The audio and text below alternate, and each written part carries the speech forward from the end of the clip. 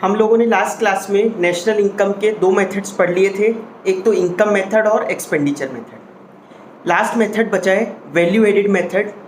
इसको एक और नाम से जाना जाता है प्रोडक्शन मेथड। तो आज ये वाला मेथड करते हैं। आप लोग ध्यान से समझना एक चीज़, मैं सबसे पहले एक एग्जांपल लेके आप लोगों को बता रहा हूँ। नाम ही वैसे इस मेथड का है वैल्यू एडिड मेथड। कितनी वैल्यू ऐड हो रही है हर लेवल पर। एक एग्जांपल लेते हैं। फार्मर ने सबसे पहले जितना भी अपना प्रोडक्ट था वो आगे बेचा एक मार्केटिंग इंटरमीडियरी को। इंटरमीडियरी कौन होता है? जो फार्मर के जितने भी प्रोडक्ट्स होते हैं उनको मार्केट तक पहुंचाता है। तो उसने इंटरमीडियरी को एग्रीकल्चरल प्रोडक्ट बेचा 100 रुपीज़ में। उस इंटरमीडियरी ने क्या किया? होलसेलर को बेचा 150 का। होलसेलर ने आगे रिटेलर को बेचा 200 का, और रिटेलर ने फाइनली कंज्यूमर को बेचा 250 का। पहले 100 का फार्मर ने बेचा था इंटरमीडियरी को, फिर इंटरमीडियरी ने बेचा था होलसेलर को 150 का, फिर होलसेलर ने रिटेलर को बेचा था 200 का, और रिटेलर ने कंज्यूमर को बेचा, फाइनल कंज्यूमर को जो उसको कंज्यूम करेगा कितने में? 250 में। अगर हम यहाँ पर प्रोडक्ट्स की वैल्यू निकालें तो अगर हम ये सोचें कि फार्मर कितना कमा रहा है, इनकम, प्रॉफिट नहीं, तो फार्मर की इनकम हुई थी 100, फिर इंटरमीडियरी की इनकम हुई थी 150, फिर होलसेलर की इनकम हुई थी 200, फिर रिटेलर की हुई थी 250। इन सब की अगर हम ऐड करेंगे तो हम गलत निकाल रहे हैं नेशनल इनकम। ये बिल्कुल गलत होगी। क्यों? क्योंकि इसमें एक ही चीज़ की डबल काउंटिंग हो रही है, और डबल क्या, कई टाइम्स काउंटिंग हो जाएगी इसमें। वही वैल्यू हम बार बार काउंट कर रहे हैं। हम हर लेवल पे वो जो फार्मर के 100 रुपीज़ थे, वो जितनी बार भी वो आगे जा रहा है वो 100 भी काउंट हो रहे हैं। तो इससे बचने का तरीका क्या होता है जिससे कि हमारी नेशनल इनकम गलत ना आए? तो इसके दो तरीके होते हैं। अभी ये थ्योरेटिकल क्वेश्चन है, ये भी हम डिस्कस करेंगे, और इसके साथ साथ हम वैल्यू एडिड मेथड तो पढ़ ही रहे हैं। डबल काउंटिंग ना हो देश में, इससे बचने के तरीके होते हैं दो। पहला है take value of final product only. जो कंज्यूमर को मिलता है, जितने में कंज्यूमर ने खरीदा, सिर्फ वो वैल्यू लो प्रोडक्ट की, उसमें सबकी वैल्यू आ गई। कंज्यूमर ने कितने का लिया था? 250 का, तो सिर्फ 250 उठा लो, इसमें सबकी वैल्यू आ गई। इसमें 100 फार्मर के भी आ गए, आगे भी जितने जितने लेवल पर बढ़ता रहा वो भी आ गया। एक तरीका ऑप्शन तो ये होता है। दूसरा ऑप्शन क्या होता है? Take value added instead of total value. Value added at each level, हर लेवल पर कितनी कितनी वैल्यू ऐड हो रही है वो लेते चलो। जैसे फार्मर ने शुरुआत की थी, तो फार्मर तो ज़ीरो से ही स्टार्ट कर रहा है, तो ज़ीरो से उसने प्रोडक्ट को कितना बना दिया अपनी, कैसे बना दिया? वही अपने फैक्टर्स ऑफ प्रोडक्शन लगा के, लैंड, लेबर, कैपिटल, एंटरप्रेन्योर लगाकर उसने उसको 100 रुपीज़ का बना दिया। तो वहाँ पर वैल्यू ऐड कितनी हो रही? फार्मर लेवल पे 100। उसने इंटरमीडियरी को बेचा कितने में? 100 रुपीज़ में बेचा था। फिर इंटरमीडियरी ने आगे बेचा था होलसेलर को 150 में, तो इंटरमीडियरी ने कितनी वैल्यू ऐड करी? 50।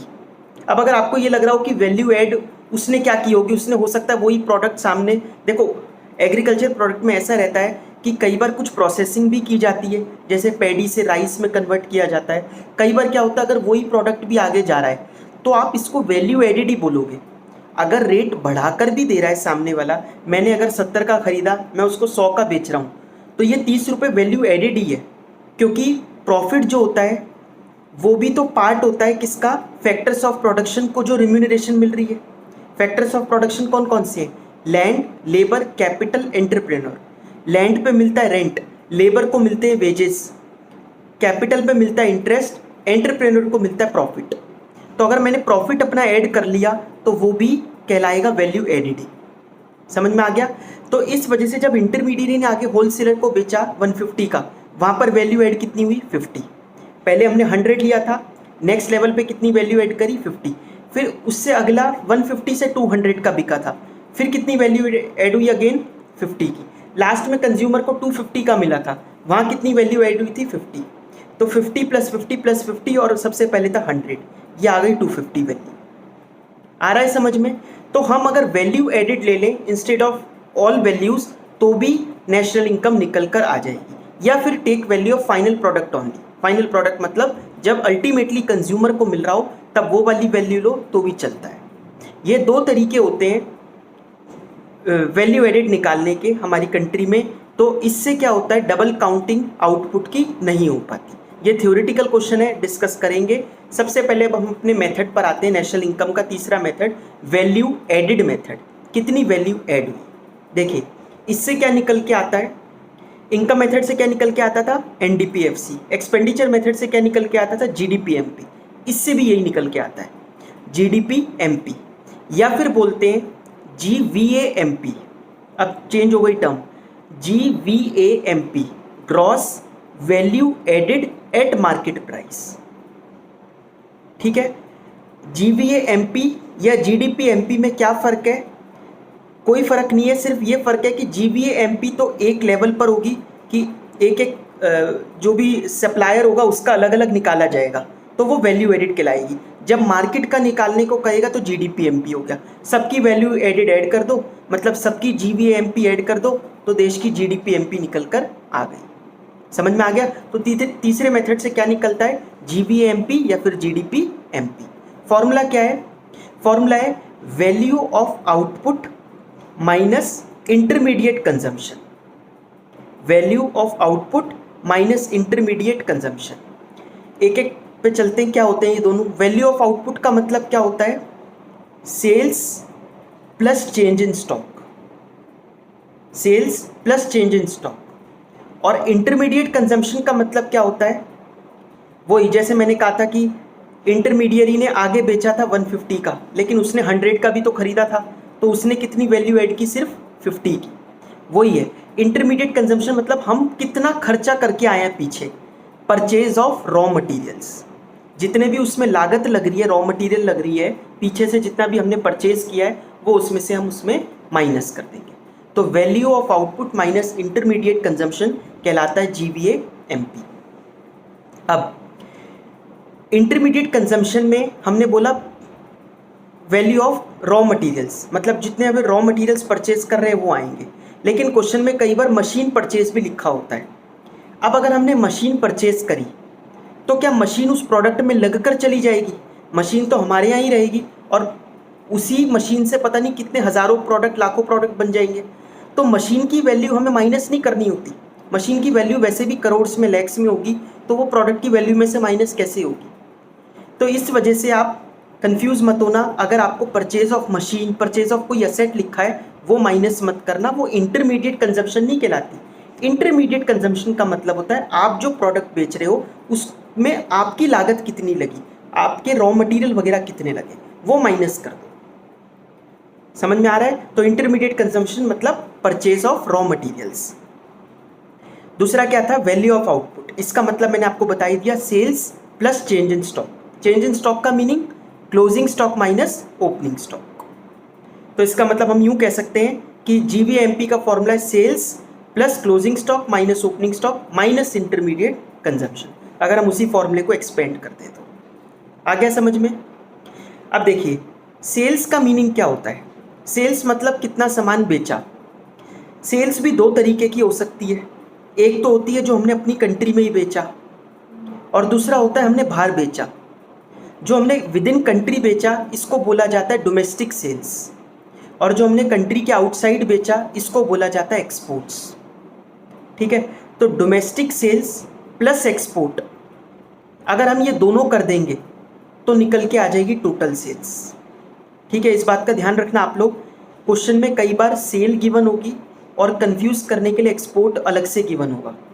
तो exports are already included in sales, क्योंकि सेल्स मतलब टोटल सेल्स, तो उसमें एक्सपोर्ट ऑलरेडी इंक्लूडेड है। लेकिन अगर क्वेश्चन में डोमेस्टिक सेल्स लिखा है तो हमें एक्सपोर्ट उसमें अलग से ऐड करने हैं, दोनों मिलाकर निकल के आ जाएगी total sales. Sales plus change in stock. अच्छा, हम इसमें सिर्फ सेल्स क्यों नहीं ले रहे, हम पूरी क्यों ले, देखो मेथड का नाम है प्रोडक्शन मेथड। प्रोडक्शन कितनी हुई वो देखना है। अगर हमने सेल करे 1000 यूनिट, अभी भी गोडाउन में पड़े हैं 500 यूनिट। साल जब शुरू हुआ था तो 200 यूनिट से शुरू हुआ था, 1000 बेच दिए, 500 अभी भी रखे हैं, कितने हो गए 1500। लेकिन जब साल शुरू हुआ तो 200 पहले ही थे, इसका मतलब आपने इस साल कितने की प्रोडक्शन करी, 1300 यूनिट्स की। तो 1300 यूनिट्स की जो प्रोडक्शन करी वो निकल के आ जाएगा वैल्यू ऑफ आउटपुट। इसलिए sales plus change in stock पूरा लिया जाता है और माइनस कर देते हैं हम उसमें से इंटरमीडिएट कंजम्पशन। आ गया समझ में? अब देखिए आप लोग यहाँ पर ये बना हुआ होगा GVMP या फिर GDPMP equal to value of output minus intermediate consumption. Value of output means sales plus change in stock. Intermediate consumption means purchase of raw materials etcetera but not purchase of machine. ठीक है, आइए इसके कुछ numericals देखते हैं। First question देखो आप लोग, कैलकुलेट GVAFC। वैसे वैल्यू एडेड मेथड से क्या निकल के आता है? GVAMP, बट यहाँ बोल रहा है GVAFC निकालना है। सेल्स गिवन है 180, सब्सिडीज गिवन है 10, चेंज इन स्टॉक गिवन है 15, परचेज ऑफ रॉ मटेरियल है 100। सबसे पहले क्या निकालेंगे? GVAMP। कैसे? Sales plus change in stock minus intermediate consumption. Sales देखिए कितनी है 180 plus change in stock 15 minus intermediate consumption. Intermediate consumption मतलब परचेज ऑफ रॉ मटेरियल जो कि है 100। ये करने के बाद हमारा GVAMP निकल कर आ जाएगा। GVAMP से किस पर जाना है? GVAFC पर। कैसे जाएंगे? Minus NIT। माइनस NIT जब हम करेंगे GVAMP से FC पर जाने के लिए तो NIT का अपना फॉर्मूला क्या होता है? Indirect tax minus subsidies. अच्छा, ये आपको समझ में आया ना? सिर्फ हमने ये क्यों किया NIT? क्योंकि देखिए G से G है, V से V, A से A, फर्क सिर्फ किसका है? MP और FC का। तो मार्केट प्राइस से फैक्टर कॉस्ट पे जाने के लिए minus net indirect tax. Indirect tax question में कितना गिवन है? कुछ भी नहीं है। सब्सिडीज कितनी गिवन है? 10। तो NIT हो गया 0 माइनस 10 मतलब माइनस 10। अब माइनस 10 है NIT और पहले से ही फॉर्मूले में माइनस करना है तो माइनस माइनस क्या हो जाएगा? प्लस। तो फिर GVAFC आपका निकल कर आ जाएगा। ठीक है, नेक्स्ट क्वेश्चन देखिए, NVFC कैलकुलेट करना है।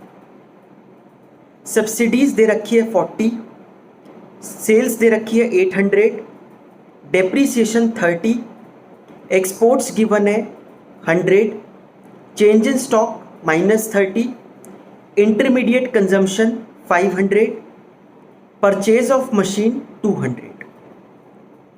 निकालना है NVFC। सबसे पहले क्या निकालेंगे? GVAMP। GVAMP निकालने का क्या तरीका है?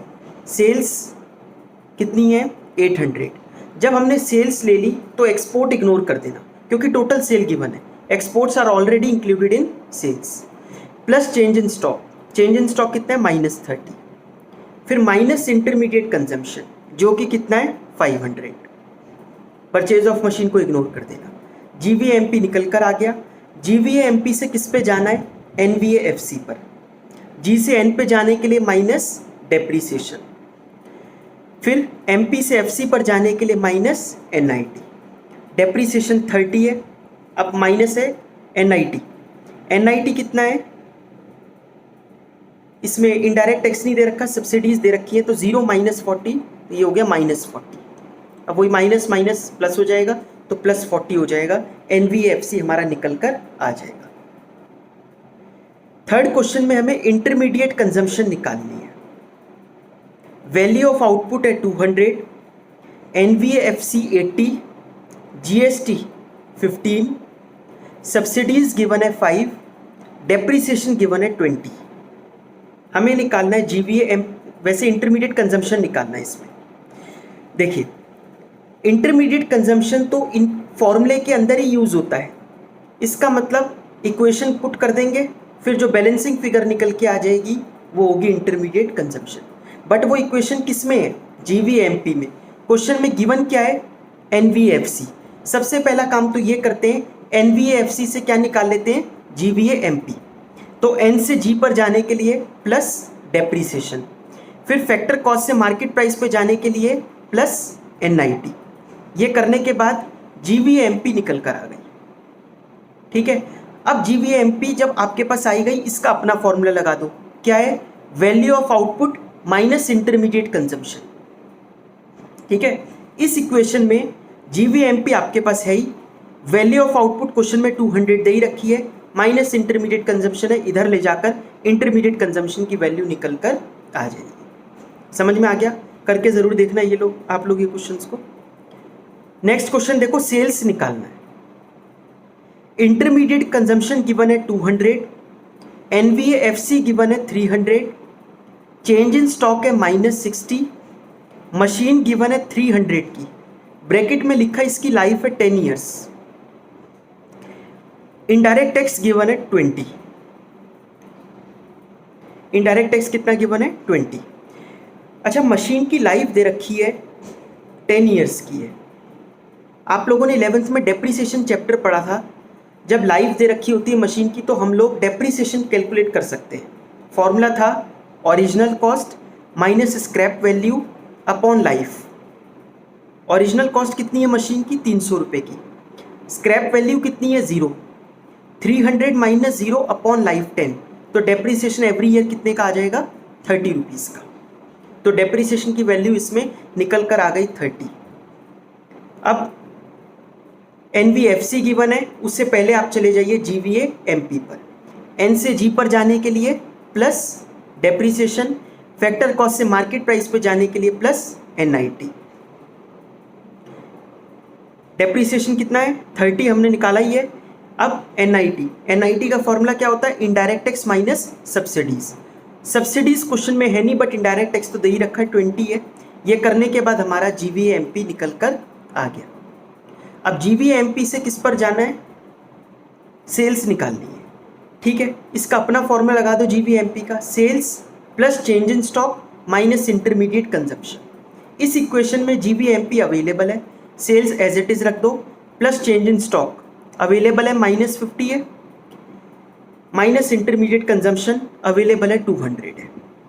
बैलेंसिंग फिगर निकल के आ जाएगी सेल्स। आ गया समझ में। नेक्स्ट क्वेश्चन देखिए, वैल्यू ऑफ आउटपुट निकालना है। NVAFC गिवन है 100, इंटरमीडिएट कंजम्पशन गिवन है 75, GST गिवन है 20, सब्सिडीज गिवन है 5, डेप्रीसिएशन गिवन है 10। वैल्यू ऑफ आउटपुट निकालना है। NVFC से किस पे जाएंगे, सिमिलर है क्वेश्चन वैसे जैसे पहले किया था, GVA-MP पे चले जाएंगे, फिर GVA-MP का अपना फॉर्मूला लगा देंगे, value of output minus intermediate consumption, balancing figure निकल के आ जाएगी वैल्यू ऑफ आउटपुट। आ गया समझ में आप लोगों को। एक थ्योरी का क्वेश्चन और देखते हैं। Answer the following questions. First point है, can domestic income be greater than national income. Domestic से नेशनल पर जाने का क्या तरीका था, प्लस NFIA। यहां पर पूछ रहा है क्या डोमेस्टिक इनकम कभी नेशनल इनकम से ज्यादा हो सकती है। देखो NFIA अगर हम डोमेस्टिक में ऐड करेंगे तो नेशनल आ जाएगा, बट अगर NFIA नेगेटिव हो तो वो नेगेटिव वैल्यू जब हम डोमेस्टिक में ऐड करेंगे तो आंसर हमेशा कम ही आएगा डोमेस्टिक से नेशनल का। समझ में आ गया। NFIA का अपना फॉर्मूला क्या था, factor income earn from abroad minus factor income paid to abroad. तो factor income earn from abroad अगर देश की कम हो as compare to factor income paid to abroad, तो NFIA नेगेटिव, और वो नेगेटिव की वजह से जब डोमेस्टिक में ऐड होगा तो नेशनल की वैल्यू अपने आप कम आ जाएगी। तो yes, domestic income can be greater than national income if NFIA is negative. Bread is always a final product, state true और फॉल्स। ब्रेड हमेशा फाइनल प्रोडक्ट होता है, स्टेट ट्रू और फॉल्स। देखो कोई भी प्रोडक्ट फाइनल या इंटरमीडिएट अपने आप में नहीं होता, ये उसका यूज होता है जो बताता है कि वो गुड वो गुड फाइनल प्रोडक्ट है या फिर इंटरमीडिएट है। अगर उस गुड को हम लोग रीसेल करने के लिए ले रहे हैं या फिर for further production of goods के लिए ले रहे हैं, जैसे अगर ब्रेड कोई सैंडविच वगैरह बनाकर बेचने के लिए लिया जा रहा है या फिर ब्रेड को आगे बेचने के लिए लिया जा रहा है, तो वो ब्रेड भी क्या हो जाएगी, इंटरमीडिएट गुड। बट अगर ब्रेड कोई कंज्यूमर खाने के लिए परचेज कर रहा है तब वो क्या कहलाएगी, फाइनल प्रोडक्ट।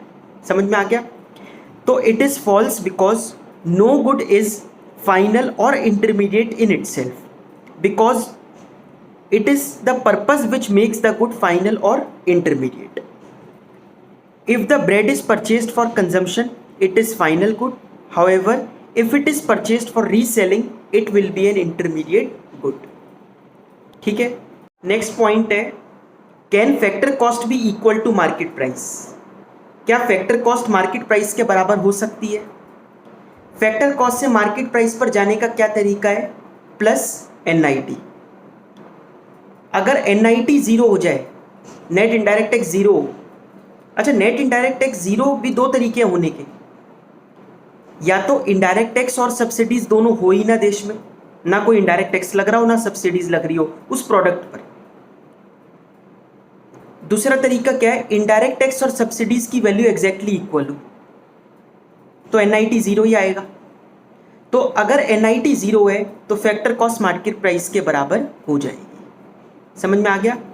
तो ये तीसरा पॉइंट था इसका। ये हमने एक थ्योरी का क्वेश्चन कर लिया। नेक्स्ट क्लास में आगे बढ़ते हैं।